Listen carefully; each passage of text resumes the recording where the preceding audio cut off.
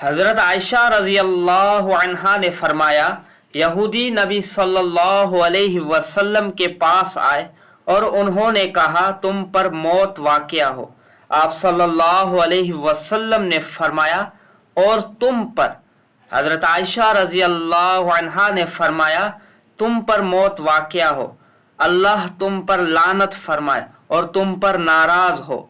یہ سن کر رسول اللہ صلی اللہ علیہ وسلم نے فرمایا، عائشہ ٹھہرو، نرمی اختیار کرو، سختی اور بدگوئی سے اجتناب کرو۔ انہوں نے عرض کیا کہ آپ نے نہیں سنا جو انہوں نے کہا؟ آپ صلی اللہ علیہ وسلم نے فرمایا، کیا تم نے نہیں سنا جو میں نے کہا؟ میں نے انہیں جواب دے دیا تھا، ان کے متعلق میری بد دعا قبول ہو گئی، جبکہ ان کے میرے متعلق بد دعا قبول نہیں ہوئی۔